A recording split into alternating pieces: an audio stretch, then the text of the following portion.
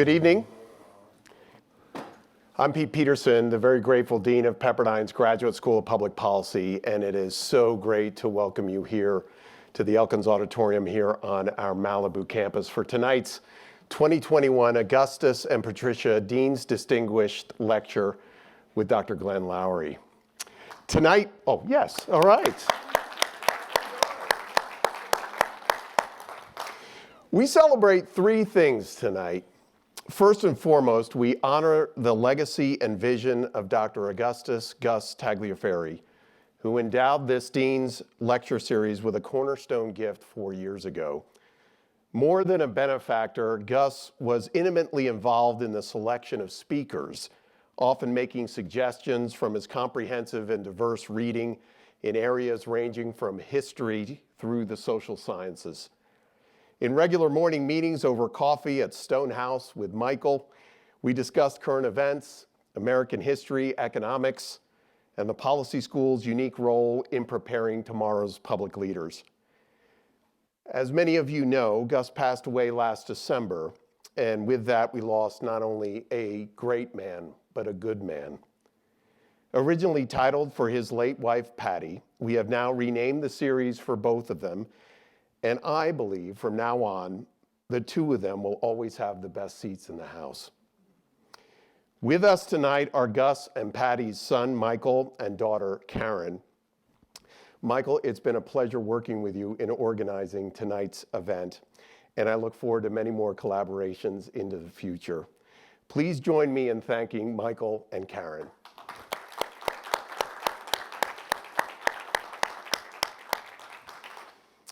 Second, we celebrate the Policy School's first on-campus event in 15 months.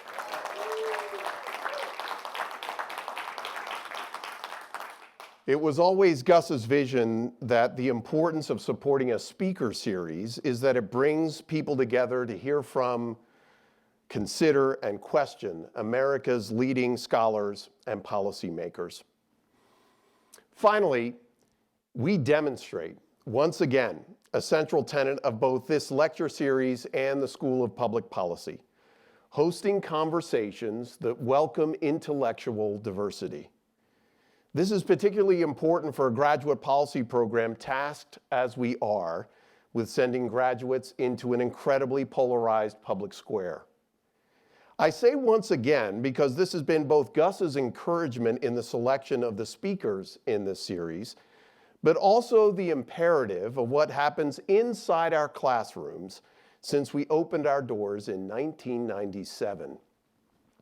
In a speech given just before the launch of the School of Public Policy, the late great historian of California, an early faculty member here, Kevin Starr, outlined what would make this new graduate program different from all the rest. He said, and I quote, "Public policy at Pepperdine, without being overly self-conscious about it, can conduct its investigations and engage in its debates, solidly anchored in a philosophy that sees individuals as free moral agents, not as victims in some academic scenario, that sees the American experiment proceeding directly from the best imperatives of our Western and now world civilization, that sees a flourishing economy and an efficient government in terms of the final goal of these operations, which is to say the enhancement of individual human lives in both their use and enjoyment of this world and their struggle for higher meaning," unquote. For an era marked by foundational arguments about race and that American experiment, who better to offer our 2021 Tagliaferri Lecture than Dr. Glenn Loury? Dr. Loury is the Merton Stoltz Professor of Economics at Brown University, which I understand is a very good school back east. He holds a BA in mathematics from Northwestern and a PhD in economics from MIT. As an economic theorist, he has published widely and lectured throughout the world on his research. He has been elected as a Distinguished Fellow of the American Economics Association, as a member of the American Philosophical Society, and of the U.S. Council on Foreign Relations. and as a fellow of the Econometric Society and of the American Academy of Arts and Sciences. Glenn, I regard you as one of America's preeminent public intellectuals. Your podcast, The Glenn Show, should be required listening. The format of tonight's lecture is a bit different given these pandemic times that we're in Southern California. Dr. Loury will speak for as long as he pleases, and then we'll take questions for about 20 or 25 minutes. For our live stream audience, you're invited to participate. Questions can be submitted to my email address at sppdean@pepperdine.edu. That's sppdean@pepperdine.edu. For those of you here in our Elkins Auditorium audience, you have the numbers and scannable codes and all the different ways that you can reach out. Please feel free to send us along questions, and we'll get to those towards the end of our time together. Without further ado, please join me in welcoming Dr. Glenn Loury to Pepperdine School of Public Policy. As long as I want, huh? Sounds good to me. Thank you, everybody, for coming out tonight. I'm really honored to be asked to give this lecture. I have a text, and I'm not used to doing this, but on this occasion, I don't want to leave anything out, and I don't want to say anything wrong, so I'm going to try to follow it. To begin, I invite you to consider an imagined dialogue between two Black American social scientists, a technically oriented economist, rather like myself, and an ethnographically oriented sociologist with radical political leanings. And so the dialogue. The economist, chanting, but otherwise sitting quite still. Relations before transactions.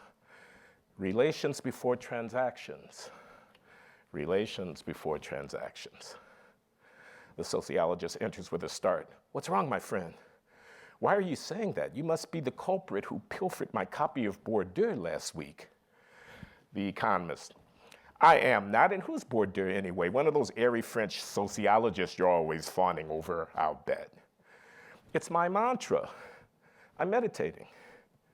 Very calming. You should try it sometime. The sociologist ignores the dig.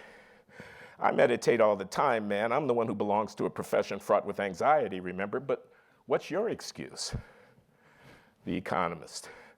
Well, I've been having a recurrent nightmare lately, and I wanted to stop. My shrink thinks that meditation could help. Who's your shrink? Oh, this brother was my roommate at Swarthmore. Brilliant dude. Works a lot with gunshot victims, inner city types involved in gangs and the drug trade and so on. He thinks they're making passive suicide attempts. Writes books on hopelessness and self-loathing, falling into an existential abyss. Cites Freud, Nietzsche, de Sade. Strange guy, but brilliant. He gave me the mantra, promised it would help, and said I should repeat it slowly while sitting quite still and taking deep breaths. The sociologist. Perhaps, but remember what I told you about those pizzas? Not a good idea after midnight. And did you say de Sade? Anyway, tell me, what's the dream? The economist. Oh, it's awful. I'm back in grad school. I'm sitting right in my usual place, right in the front of the class. The professor poses what he says is an important question. He invited one of us to the board to work out an answer, and I get there first and proceed to fill the board with equations. Finally, I arrive at what must be the solution. My derivation is far too elegant not to be true. I turn to explain myself to the rest of the class, but just then, I realize I've forgotten the original question. I rack my very large brain, but for the life of me, I can't recall it. The class begins to snicker. They're a ruthless bunch when they smell blood. The guffaws and cat calls grow louder. It's humiliating, just humiliating. And the economist begins to tremble. The sociologist, comforting his friend. Yeah, I can see that. It's got to be tough being the smartest person in the room, but without a clue as to what's the point. You ought to stick with that shrink, though. Dreams can be very revealing, you know. But I'm not sure I get the mantra. And what was the professor's question anyway? He asked us to explain how durable racial inequality in the United States can be squared with the premises of modern economic theory without making any assumption of innate racial inferiority and without postulating any unexplained preference for own group association. The sociologist, that's a damn good question and a tough one too. You're telling me you ran to the board to take that one on? Brave man. The economist, well, to be honest, in the dream, I always start to the board before he finishes posing the question. Happens the same way every time. I can't stop myself. And the trembling returns. Sociologist in a bright tone, hoping to shift to a happier subject. So, what was your elegant solution? The economist, oh, I'd love to tell you, but it's hopeless. You'd never understand the mathematics. And at this, the sociologist takes offense and storms off angrily while the economist yells after him, besides, I'm not sure I believe in myself anymore. Anyway, my shrink gave me this mantra and it seems to be helping, and so he returns to his chanting. Relations before transactions. Relations before transactions. Thus ends the dialogue. It is my hope that the relevance of this opening foray will become clear to you by the time I've completed this lecture. Now that I have your attention, let me be as provocative as I can. I want to talk about the power of narratives to shape racial politics in this country. I have a question. As we all know, George Floyd was killed in Minneapolis by police officer Derek Chauvin, who has been duly convicted of murder by a jury of his peers. The cop was white, his victim black. Here's my question. Was that a racial incident? What would we mean if we said that this was a racial incident, beyond the trivial statement that one participant was white and the other black? Well, we might mean that we think we know something about Chauvin's motive when he put his knee on Floyd's neck, that he acted out of racial animus. Alternatively, we could be that people identified with the incident and ascribed significance to it due to the race of the participants, quite apart from any discriminatory intent of the people acting in the situation. The fact is, the racial force of this incident is independent of causality and intentionality. Rather, it has mainly to do with interpretation, that is, with narration. The political significance of that event is not determined by the facts alone. It also depends on the stories we tell, the analogies we draw, the meanings that we extract from those facts. Put differently, whether the killing of Floyd is seen as a racial event or not is to a great extent a choice. So an important follow-up question to ask is, why do so many of us insist on seeing events of that kind through a racial lens? I'll leave that with you. For this lecture, there are 4 P's that I want to use as an organizing principle. Perennial, personal, political, and perplexing. Perennial. This problem, racial inequality, has been around in America forever. It's central to our national saga. Personal. You may have noticed that I'm black. I was born on the south side of Chicago. These are my people that we're talking about. How can I completely divorce that reality from scientific imperatives? What are my responsibilities to my people, to my nation? How will I be read? If I speak out with a particular viewpoint, it will be seen in part in the context of my racial identity. I will be understood to have spoken as a black economist, a black professor, a black intellectual saying whatever I have to say. I have no control over that. Political. The stakes are incredibly high here. You had people marching for black lives in cities across the country, and not only marching. The presidential election was partly enmeshed in this argument ongoing within American society about race, systemic racism, white supremacy, black marginality, diversity, inclusion, equity, and all of that. So this issue is very political. Perplexing, because we do have a problem here. We have a social science problem, that economists trying to puzzle it out. And we have a challenge to the country problem. We had better attend to it. We stand here now 50 years past the civil rights movement, a half century, a long time. That's a very long time. It's about as long as between Appomattox, where Lee surrendered to Grant, and Versailles, where the Europeans tried to sort out the mess that was World War I. It's a long time. Technology has dramatically changed over the last 50 years. The economy is completely different. Our polity is completely different. Tens of millions of non-European immigrants have come to the country in the last half century. Everything is different.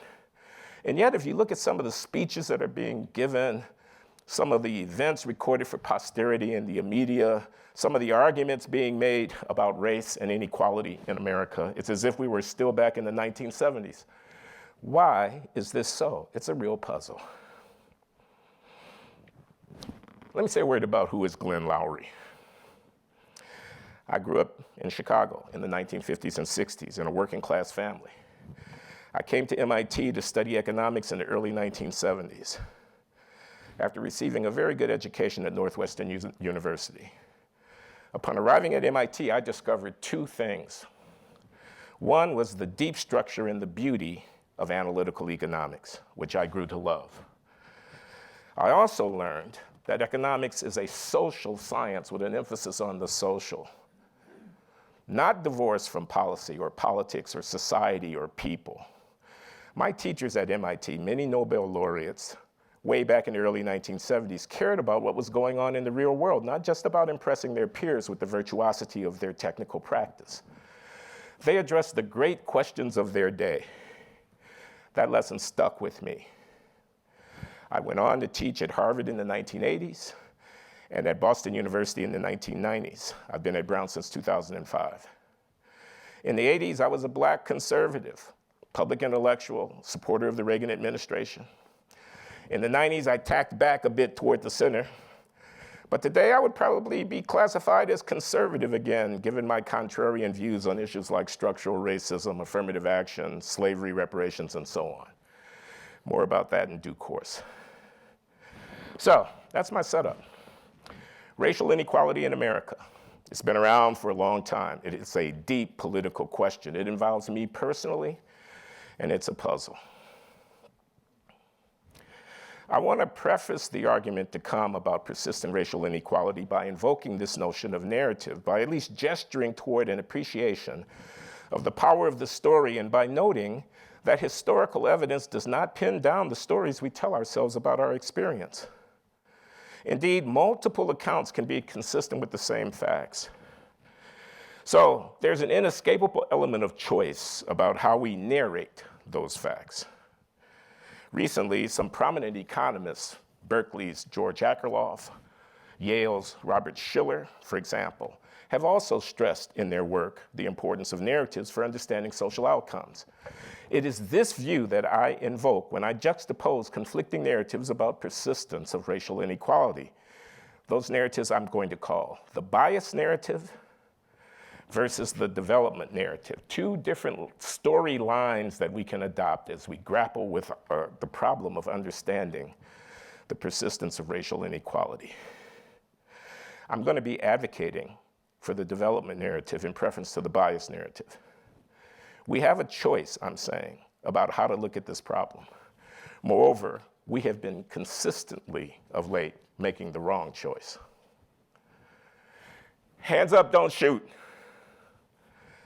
That narrative was heard frequently after Michael Brown was killed by a police officer in Ferguson, Missouri in 2014, abetting the rise of the Black Lives Matter movement. This was a singular event in the history of racial conflict in America. It would appear that, actually, there was no validity whatsoever to the hands up, don't shoot story. Rather, the fact is that Brown attacked the police officer who, fearing for his life, then shot him. Independent investigations by local authorities and the US Justice Department concluded as much. Eyewitnesses have testified to this effect. The fact of the matter is that hands up, don't shoot never happened. But a lot of people think it did. It happened virtually. It happened in effect. It happened because the force of that narrative, a black man brutalized by overbearing, vicious, and racist state power, was so great. For many, that story overwhelmed all facts in the case. There is a documentary by filmmaker Eli Steele, who I understand is an alumni of this fine institution, narrated by his father, Shelby Steele, called What Killed Michael Brown. The film reviews the Michael Brown case and concludes that Hands Up, Don't Shoot is what Shelby Steele called a poetic truth, an account so powerfully resonant with a narrative paradigm that it might as well be true. Once it gets out there, many will have a hard time believing that it's not so, because the power of that narrative is so great. For many, stories about bias against African Americans have precisely that allure. I argue here that this has become a problem.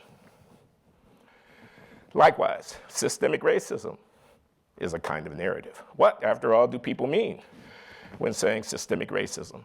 I think they mean that racially disparate outcomes today are due to complex systems of social interaction, embodying morally suspect historical practices whose consequences persist.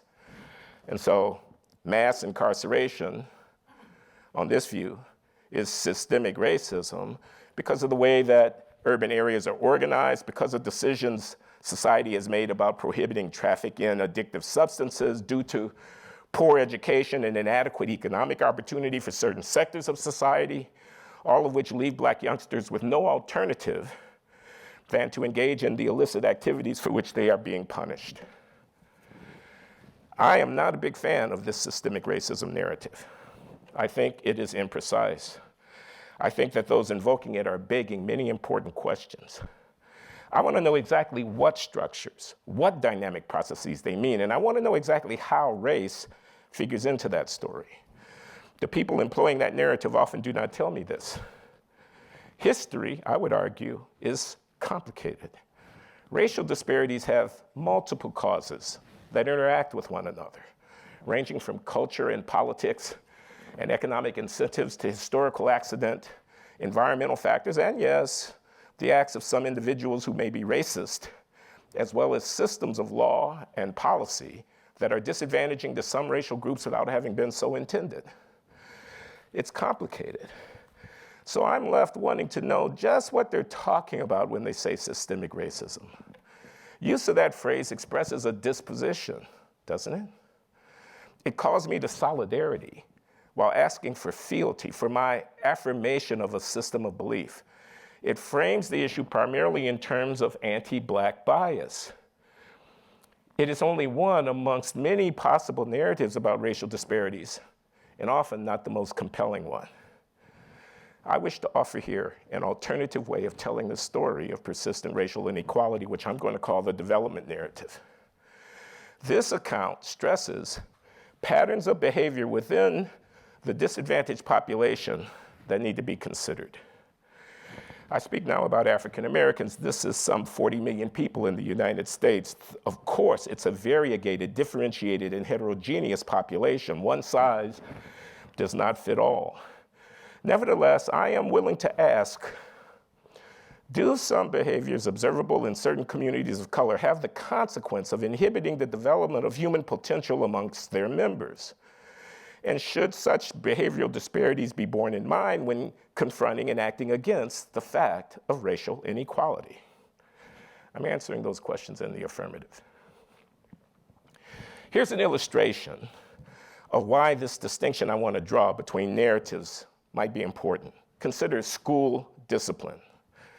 I call your attention to the Department of Education policy under President Obama of admonishing school districts which report racial disparity in the frequency with which students are suspended from school for disruptive behavior. The statistics reveal that Black students are suspended more often relative to their numbers. Looking at the average frequency of suspension for Black and white students in a school district, that is, one sees a disparate incidence of suspension by race. President Obama's Office of Civil Rights in the Department of Education sent a letter to local school districts warning them that they should be aware of and take efforts to reduce this disparity, or they might find themselves subject to being investigated for racial discrimination. Now, the racial disparity in this area is indeed non-trivial. If it reflected discriminatory behavior by school districts where principals, teachers, and security officers were biased in how they treated disruptive behavior, such that the same acts by a white student are met with less punitive response, then that would indeed be alarming and it would warrant the attention of authorities. But there's another possibility.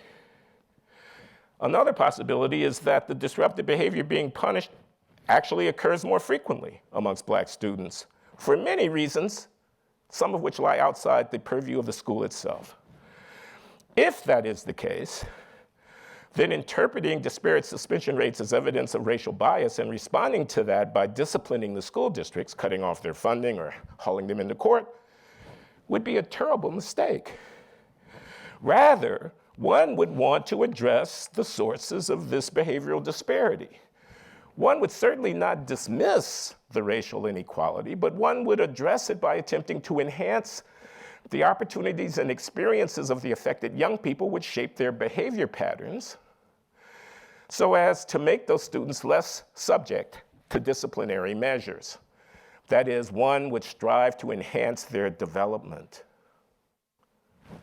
There are parenthetically other possibilities. For example, one might become more tolerant of disruptive behavior across the board because a punitive reaction to disruption could be predicted to generate an unacceptable racial disparity.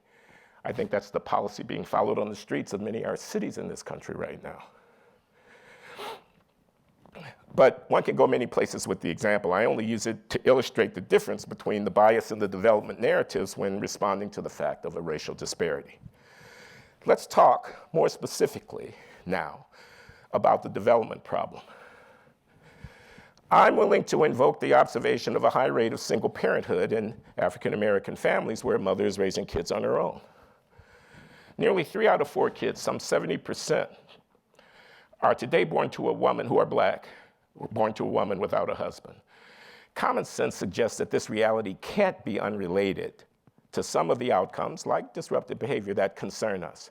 Perhaps it's not the main factor, but it should be part of the story when discussing persistent racial inequality, I maintain. That I am willing to take it on board does not, however, answer the question about what's the causal mechanism. A historical sociologist, a historian, a demographer, well might argue that we do see these different organizational patterns within families, but they are explicable given the historical experiences of the respective groups. For Orlando Patterson, for example, a sociologist at Harvard, they are the result of slavery, of the fact that families were disrupted at their core by the intercession of a slave owner's property claim over and against the filial connections of natal bonding. It is impossible, on his view, that you could have had such an intrusive intervention into intimate social relations amongst African-descended people as was slavery and not see present-day familial consequences. Family organization matters for human development. There is a large racial disparity in family organization.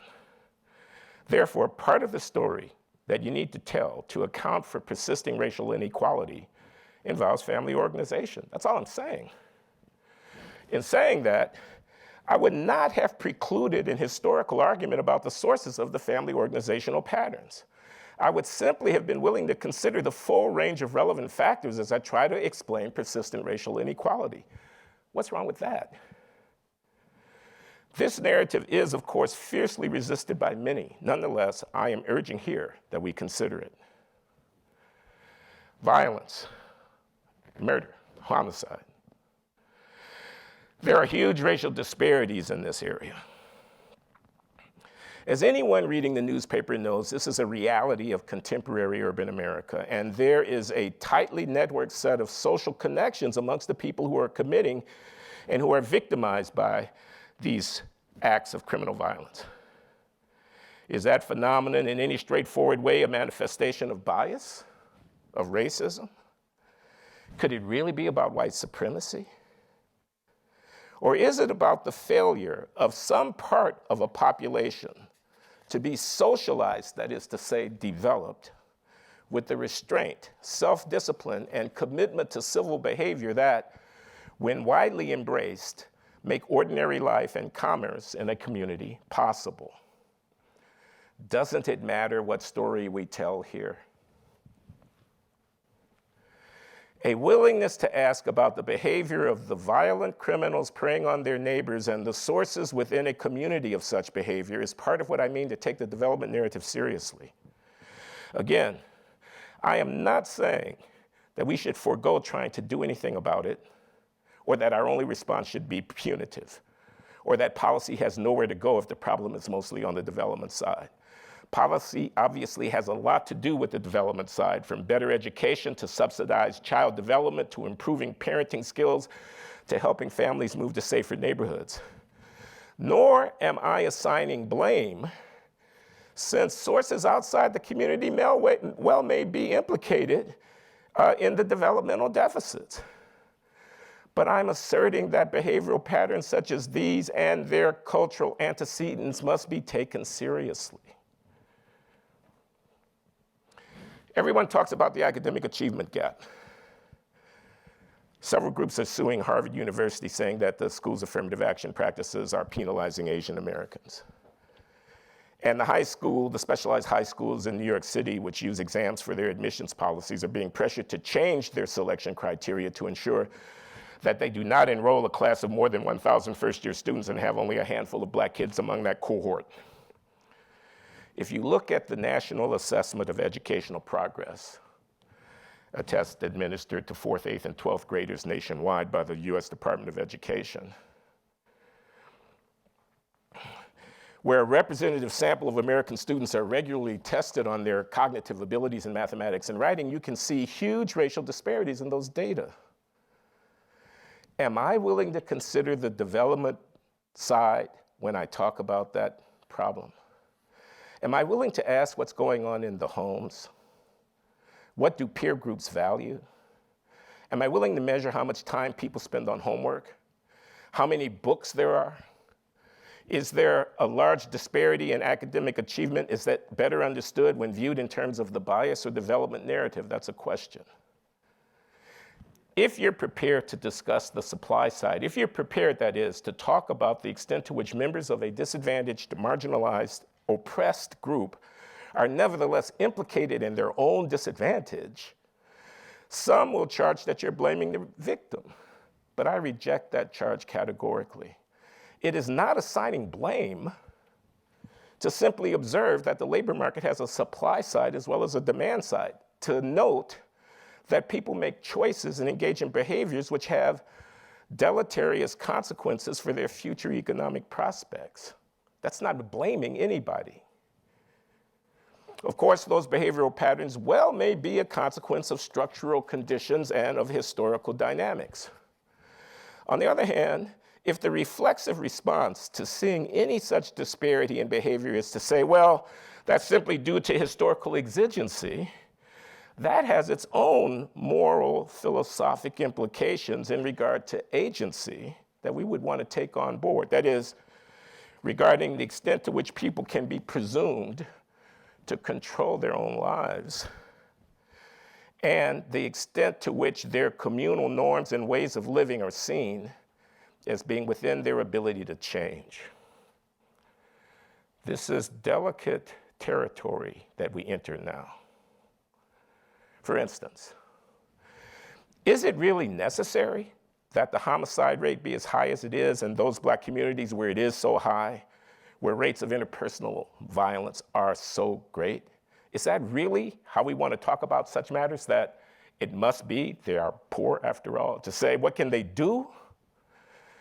Of course there's a high level of violence in poor black communities, goes this story. Look at our structures, our gun laws, our hypocrisy, our drug laws, and so on. Look at the history of racism in this country. Look at the poverty. Of course there's going to be a higher level of violence. Is that really what we want to say about that situation? It is, in my view, morally repulsive to impute such a lack of agency to people in this fashion. It infantilizes them. It makes them mere puppets at the end of a string being pulled by history. In the extreme, it robs them of their human dignity. And perhaps worst of all, it robs a community of its ability to make social judgments and to make them stick. It undermines the capacity to clearly delineate right and wrong ways of living and to urge individuals to live rightly. I am not a philosopher, but I have spent some time with foundations of the metaphysics of morals. I've tried several times to get through that book, trying to understand what Brother Immanuel Kant is talking about. I understand him to be making a principled argument for the capacity to have a theory of morals. And while it certainly may be true, he says, that we are all embedded within the flux and the flow of history and under the influence of forces that lie beyond our control, environmental forces, psychological forces, and such. Nevertheless, the theorist must assume the capacity of individuals to make free will choices about their moral life, or else there's no possibility whatsoever of any theory of morals. So I'm going to sign on to that argument here. When insisting on the necessity to engage the development narrative, alongside talk about bias, the necessity of calling attention to patterns of behavior and value that are internal to a community which limits the success of its members. And when defending myself against the accusation that I give aid and comfort to racists in doing so, or that by making these observations, I'm somehow blaming the victims for their plight, I am not unmindful here of the pitfalls. I can hear the retort, but what will the racists say if you talk like that? And there are racists. Whatever the merit, says this critic of such a narrative, in a society like the one we live in, where many people are much less sympathetic than are you to the well-being and the aspirations of black people, some will take your words, the words of a black man, as license to entertain their own racist thoughts about why racial inequality persists. It's true. Some will. I cannot prove all of this scientifically, but as between the two paths, withholding arguments I think to be true in order to manage political discourse versus giving voice to such insights as I think I might have, subject to rebuke, repudiation, and refutation by other critics, so as to enliven and enrich the political and public discourse, I choose the latter course. I am willing to take the risk of telling the truth as best I can discern it, even though I cannot calculate all the political consequences which may flow from doing so. Nor should it come as a surprise in a society with our racial history that such behavior patterns might differ by race. Indeed, I would argue that so long as race is a meaningful part of people's identity, with those meanings being reproduced via patterns of social affiliation, then there will be racial disparities in the structure of social networks within which people are embedded. And moreover, when network-mediated spillovers in human capital acquisition are important, this means that there will be persisting racial disparities of developmental outcomes. And that brings us back to where I started this lecture, claiming that relations are prior to transactions. Over 4 decades ago, God, 4 decades, in my doctoral dissertation at MIT, I had the good fortune to coin the term social capital. I did so by way of contrasting my concept, social capital, with what economists routinely refer to as human capital. As you may know, human capital theory imports into the study of human inequality an intellectual framework which had been developed by economists primarily to explain the investment decisions of firms. It's a framework that focuses on the analysis of formal economic transactions. In my thesis, I argued that this framework was inadequate to the problem of accounting for social and racial inequality. My fundamental point was that human investments are essentially relational. Things having to do with informal social relations are missed in the human capital approach. Human capital theory is incomplete when it comes to explaining racial disparities, I argued, and there were 2 central aspects of this incompleteness. And so this led me to make 2 observations about the dynamics of human development and about the nature of racial inequality. I'd like to share those observations with you now.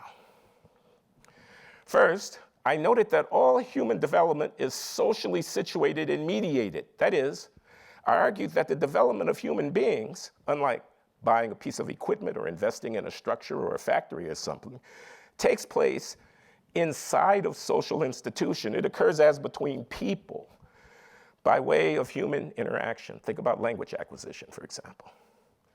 Families, communities, schools, peer groups. Such cultural institutions of human association are where development is achieved. The resources essential to human development, for example, the attention a parent gives to her infant child, are not alienable. Developmental resources such as that are not commodities. Rather, structured connections between individuals create the context within which developmental resources come to be allocated to individual persons. Opportunity travels along the synapses of these social networks. People are not machines. Their productivities, which is to say their behavioral and cognitive capacities which bear on their social and economic functioning, are not merely the result of the mechanical infusion of material resources. Rather, these capacities are the byproducts of social processes which are mediated by networks of human affiliation and connectivity. This was fundamentally important, I thought, in 1976, and still think in 2021, for understanding persistent racial disparities in this country. That was the first point that I wanted to make all those years ago about the incompleteness of human capital theory. My second observation was that what we are calling race in America is mainly a social and only indirectly a biological phenomenon. The persistence across generations of racial differentiation between large groups of people in an open society where people live in close proximity to one another provides irrefutable evidence of a profound separation between the racially defined networks of intimate social affiliation within that society. Put directly, there would be no races in the steady state of any dynamical social system unless on a daily basis and in regard to their most intimate affairs, people paid assiduous attention to the boundaries separating themselves from racially distinct others. Over time, race would cease to exist unless people chose to act in a manner so as biologically to reproduce the variety of phenotypic expression that constitutes the substance of racial distinction. I cannot overemphasize this point. Race is not something given in nature. Rather, it's socially produced. It's an equilibrium outcome, something that we're making. It's endogenous. It follows from these two observations that if the goal is to understand the root of durable racial inequalities, we will need to attend in some detail to the processes that cause race to persist as a fact in the society under study, because such processes almost certainly will not be unrelated to the allocation of developmental resources in that society. That is, the creation and reproduction of racial inequality rest on cultural conceptions about identity that are embraced by people in that society, the convictions people affirm about who they are and about the legitimacy and desirability of conducting intimate relations with racially distinct others. And here I do not only mean sexual relations. My impulse to contrast human and social capital all those years ago was rooted in my conviction that beliefs of this kind ultimately determine the access that people enjoy to the informal resources required to develop their human potential. And so what I was calling social capital in that thesis was, on this view, a critical prerequisite for creating what economists refer to routinely as human capital. This point is critical, I believe, if we're going to understand the persistence of racial inequality in America today. That is why I believe it is so important to focus attention on the development side of the equation. I wish to repeat, doing so in no way requires that we blame the victims. Historically oppressed groups, time and again, have evolved notions of identity that cut against the grain of their society's mainstream. A culture can develop among them that inhibits talented youngsters from taking the actions needed to develop their talents. Now, given such a situation, I wish to ask, do the kids in a racially segregated, dysfunctional peer group simply have their own utility functions? I think it's a mistake to attribute dysfunctional behavior of an historically oppressed group of people to them simply having the wrong values or the wrong preferences, when those preferences will have emerged from a set of historical experiences that reflect the larger society's structures and activities. Another way of saying this is that when thinking about racial disparities, social relations come before economic transactions. When ethnic communities and their local cultures are not integrated across boundaries of race in a society, then inequalities may persist, not mainly because of racial bias in market transactions, but more fundamentally because of complex, morally ambiguous, and difficult to regulate relationship patterns reflecting what people see as the meanings which give significance to their lives, and most critically, from the structures of social connectivity to which those meanings have given rise. These relationship patterns affect the opportunities people of all races enjoy to develop their human potential. Okay, so I want to shift gears a little bit now and talk about equality and equity. Because someone out there is worrying or thinking about affirmative action and reparations, given what I've said to this point. Surely, if I believe that racial inequality is rooted in social relations, then I must favor those policies, no? Well, actually, I have concerns, grave concerns about those policies, and I want to briefly give some hint of what it is that I'm concerned about, which reveals something of my larger outlook on this age-old American dilemma. I oppose reparations for slavery for two reasons, one principled and the other pragmatic. When the Japanese Americans who had been interred by the Roosevelt administration during the Second World War were finally, in an act of Congress signed into law by Ronald Reagan and presided over by George H.W. Bush, acknowledged as having been wrongly victimized and offered a token reparation payment, it was all of $20,000 a head, and it went out to 80,000 people. That's $1.6 billion paid out of the US Treasury, as well it should have been, in my view. By contrast, we have some 40 million African Americans in this country, and if you take the modern equivalent of 40 acres and a mule and you bring it forward at a normal interest rate, you're reaching astronomical sums. Maybe 100,000 a head with inflation. 40 million people, that's $4 trillion with a T, compared to 80,000 people and $1.6 billion. There are some scholars who even estimate larger sums, purportedly due to Black Americans because of slavery. Now, here's what I want to say. Enacting such reparations for slavery would be to create a Social Security scale of magnitude fiscal policy in America, the benefits from which would be based on racial identity.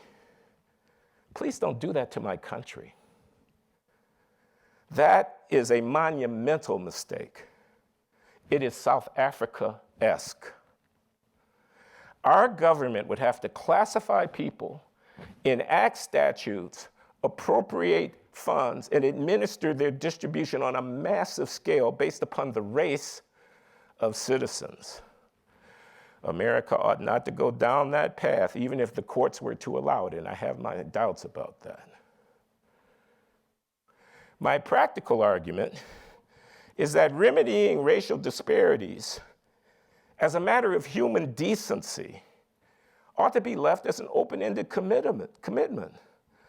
True enough, this problem, due in no small part to our bitter history of slavery and Jim Crow segregation, must be addressed, but in my view, it would not be the smartest thing in the world for Black Americans to cash out that obligation, to have a transaction wherein, metaphorically speaking, Black people sit on one side of the table with our moral capital while America sits on the other side of the table with its checkbook, and a transaction is negotiated by means of which an historical debt is acknowledged and discharged. We ought not to be in a hurry to commodify that obligation, I would say. For then, when confronted with the lingering racial disparities that almost surely would exist, the country can say, you've been paid. Rather, what we should do is take our moral chips, such as they are, combine them with other like-minded political initiatives, and aim for creating a decent society for everyone whether that concerns healthcare or housing or food insecurity or employment or education or old age security. Were these efforts to be sufficiently robust on behalf of everybody, the most pressing concerns about historically engendered racial disparity having to do with extreme deprivation would be ameliorated, and we will have lent our moral capital, that is Black people, to a righteous cause, namely, not a racially defined reparation, but a humanely defined improvement in the quality of the nation's social contract. Black people ought not to strive to negotiate a separate moral settlement with America. That's my position. One final word about affirmative action. We're now 50 years down the line with this policy. It has been institutionalized. Diversity, inclusion, equity, and belonging. In practice, what that means is affirmative action. I have a concern, though, which is that equality of representation, when you are in the most rarefied venues of selection, actually is in conflict with equality of respect. Let me repeat that. Equality of representation is in conflict with equality of respect in the most selective venues of human performance. I'm specifically referring here to selecting in the right tail of the distribution of talents, not at the population median. It's impossible that there would not be post-admissions performance differences by race in students who are selected at that percentile if racially differential criteria of selection are used pre-admission, so long as those criteria are correlated with performance. I am not making a moral point here. This is a statistical point that I'm making. And if the criteria, SAT scores, grades, advanced placement tests, quality of essay, letters of recommendation, whatever indicia of performance you may want to use, if they're not correlated with post-admissions performance, they shouldn't be used at all.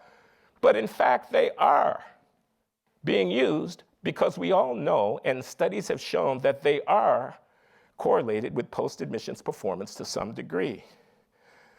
I invite you to actually look at the public data produced in Discovery in the Harvard case, for example, to see the huge disparity in academic preparation statistics of applicant populations by race to Harvard University in recent years. There's going to be different post-selection performance if those criteria are correlated with performance. And that's what we see. What is the consequence of that? Either we will acknowledge the difference in post-admissions performance or we won't. We'll cover it up by flattening assessment criteria and, in effect, pretending that it's not there. This dishonesty can be stifling, in my view. My point, right tail selection plus racially preferential selection is inconsistent with true equality. It gets you numerical representation, but it does not get you with equality of respect because that depends upon people's performance. You need a closely approximating parity of performance on the average to get equality of respect.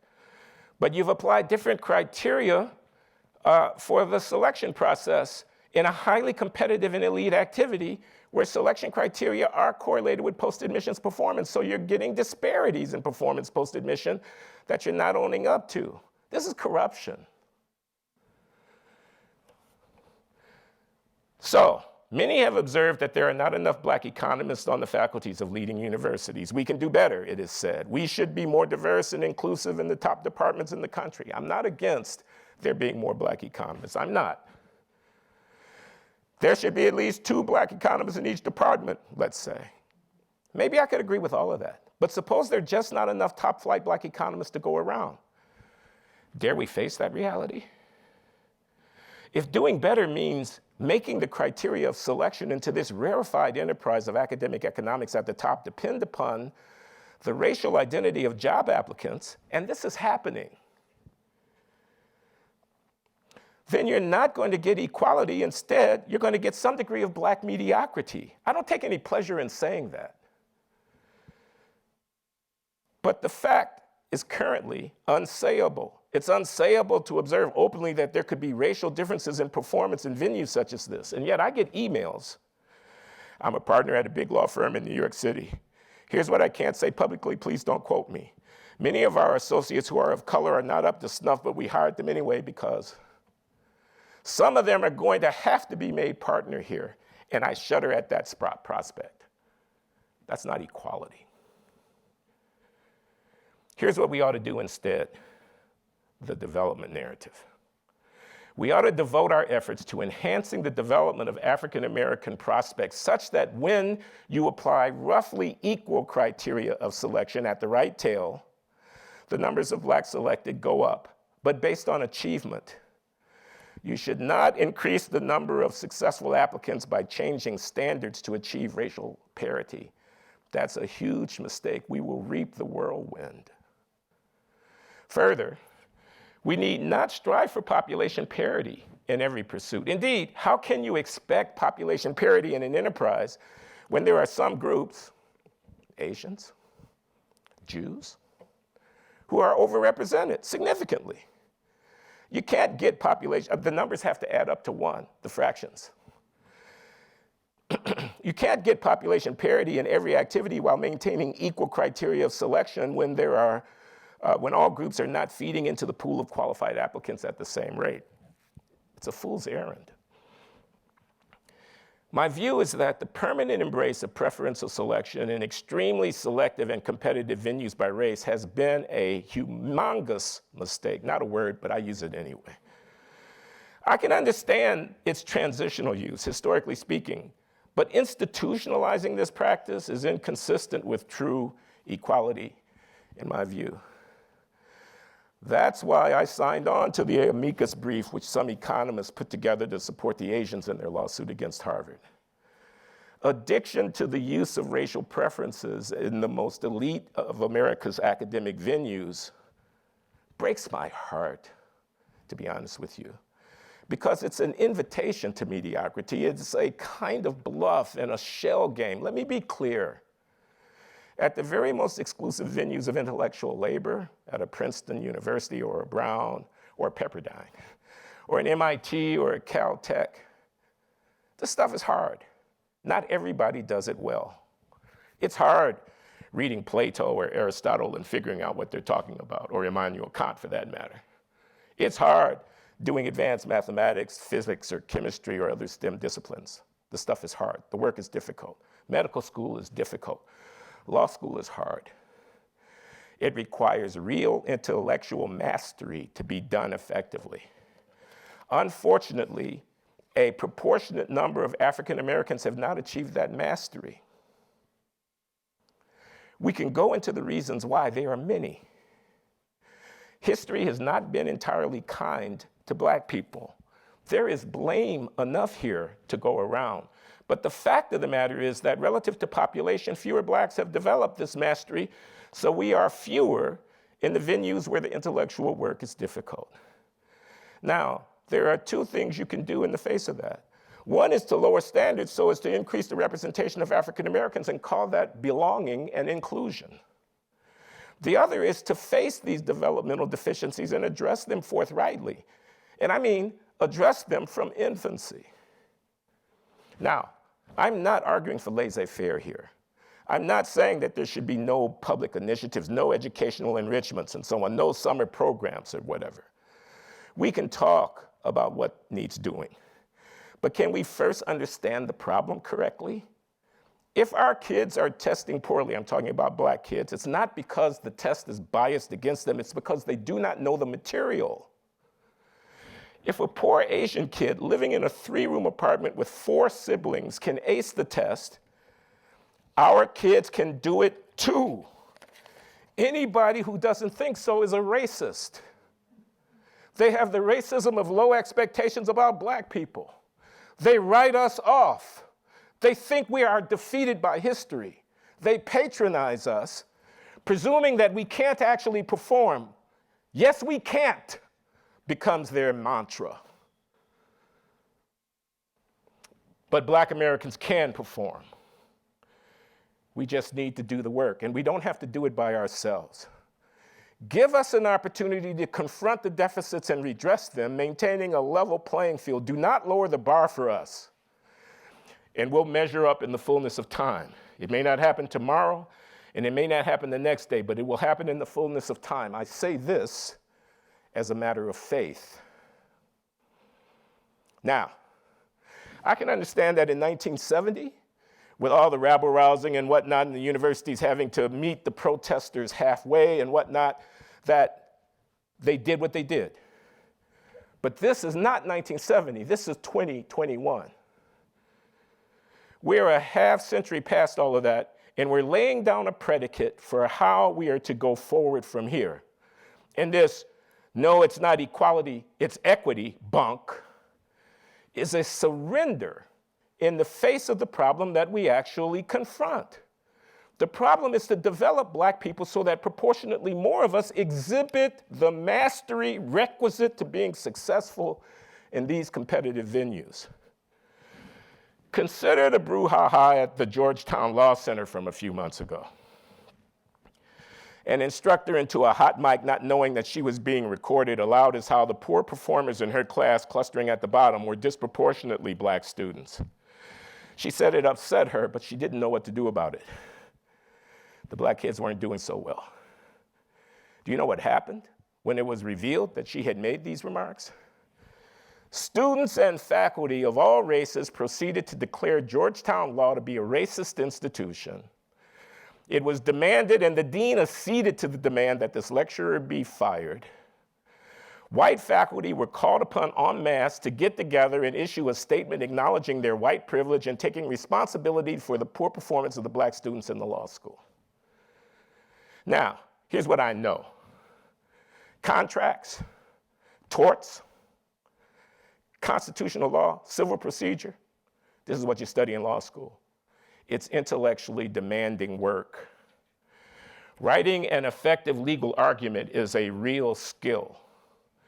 What the lecturer was reporting is that the black kids at Georgetown, one of the most elite law schools in the country, disproportionately lack that skill, which is a predictable consequence of using less rigorous standards when admitting them in the first place.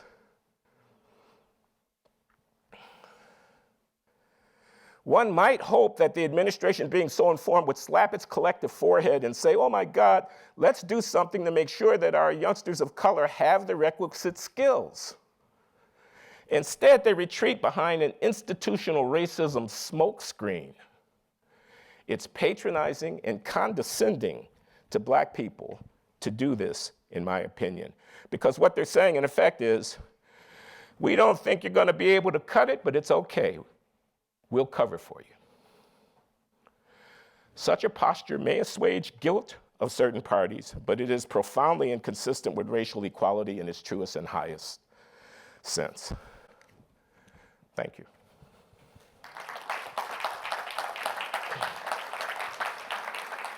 So we're going to go to some questions now. I've been texted several, and again, for our audience on live stream, you can send your questions via email to sppdean@pepperdine.edu. That's sppdean@pepperdine.edu. First, Dr. Loury, thank you. You're welcome.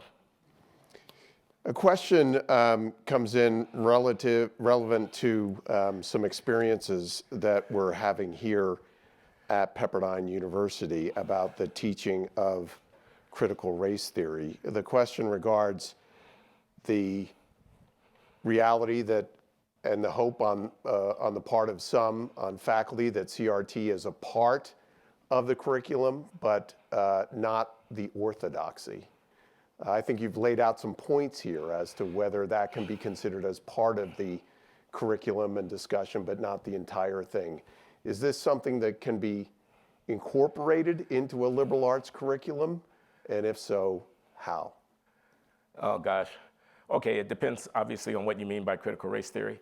Suppose they wanted to teach the life's work of Glenn Loury and related thinkers as African-American scholars engaged with the question of race and put the label critical race theory on that, I'm absolutely you know. But no, seriously, There are some books. Derek Bell's book, Faces at the Bottom of the Well. The late Derek Bell was a law professor at Harvard. He is one of the founding figures in the School of Legal Studies that has blossomed into what is now being called critical race theory.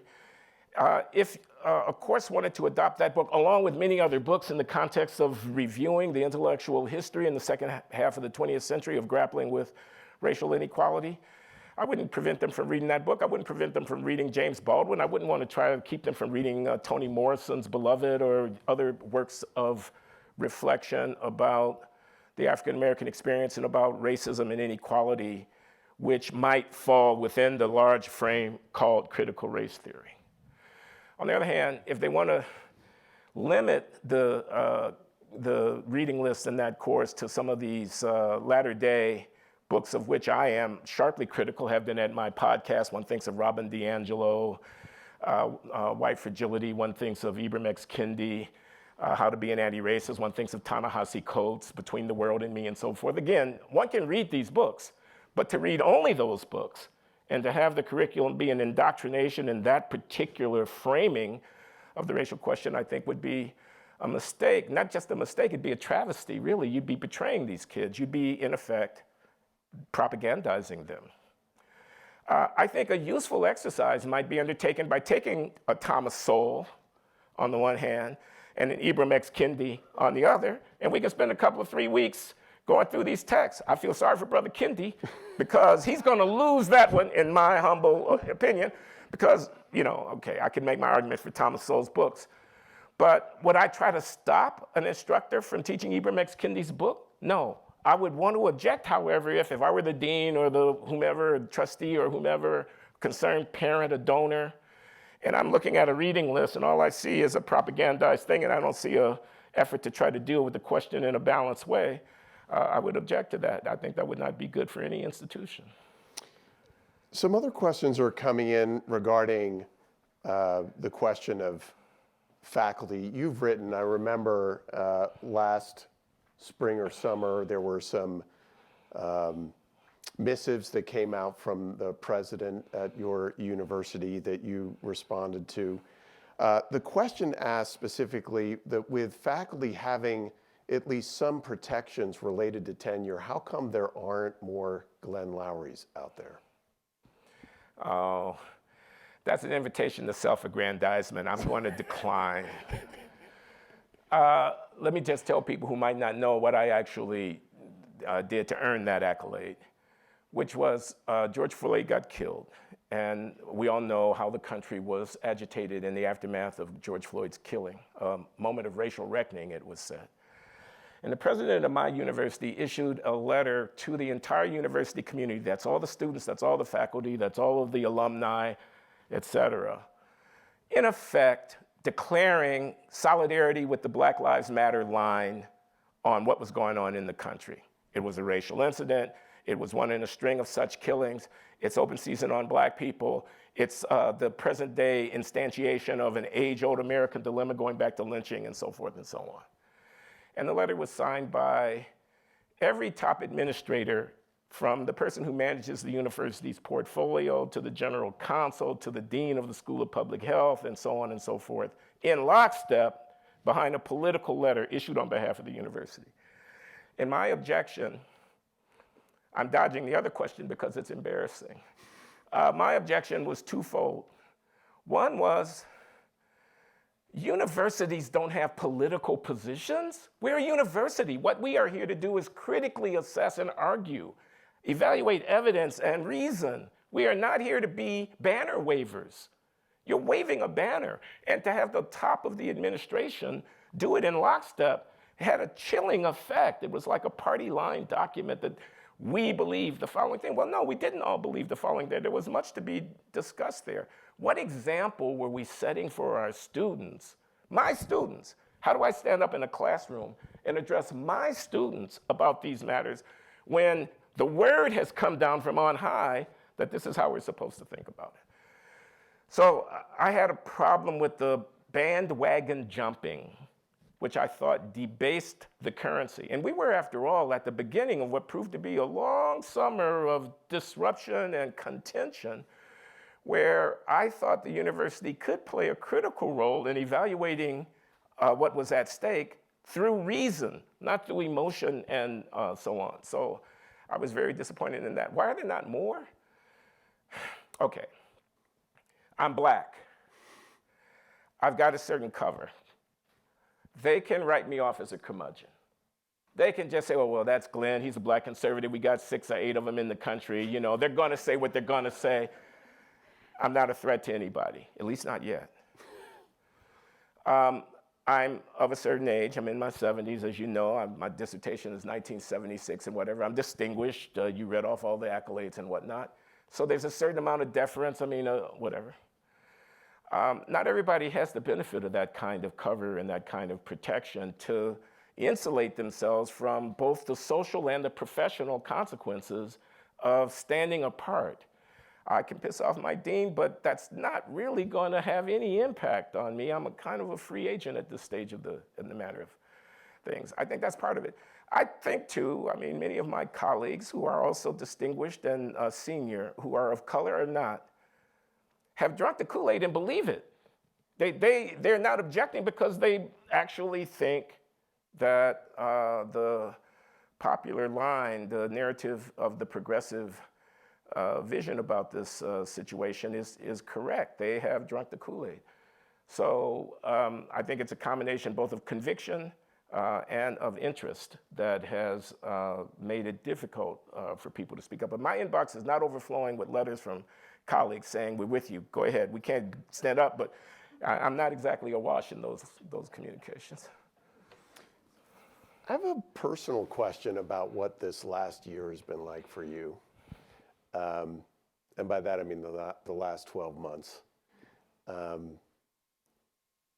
So much has changed, and your podcast and the growth of interest in the work that you're doing, the conversations that you're leading. You've mentioned before some of the emails that you do get from people that you don't know.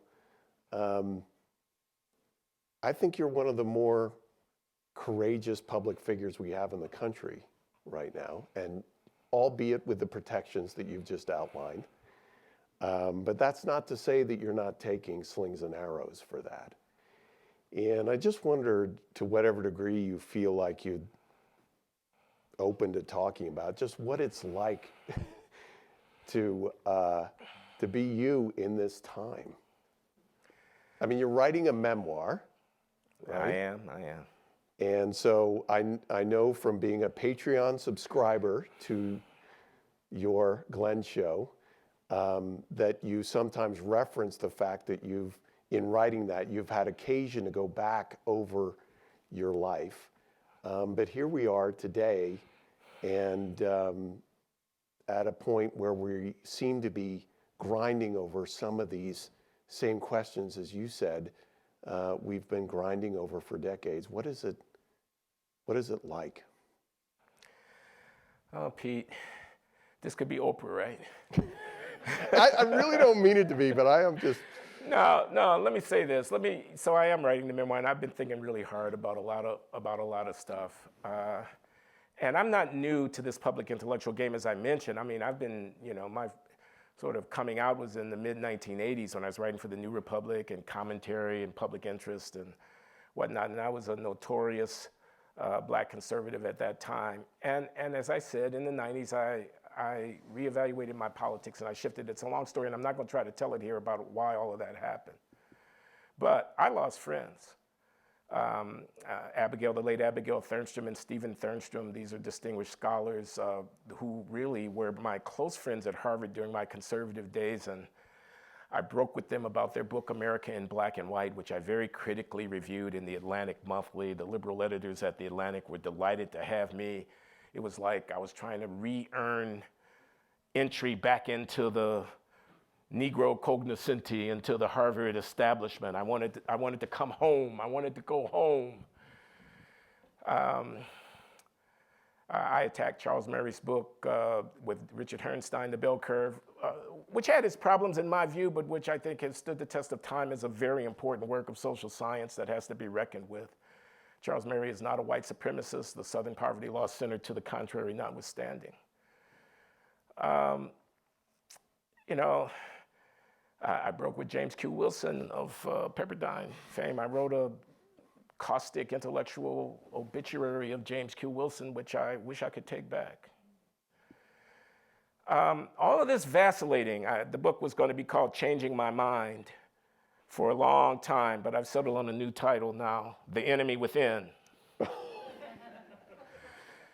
All this vacillating, all this changing my mind and whatnot, the lack of constancy, the lack of conviction, I mean, the lack of the courage of one's own convictions, the appeal to the crowd. I'm, to some degree, ashamed of the extent to which I let the quest for that kind of co-racialist affirmation. I wanted to be black. I wanted people to see me as black. I wanted to be accepted as black. I wanted to be okay. I can still remember this meeting.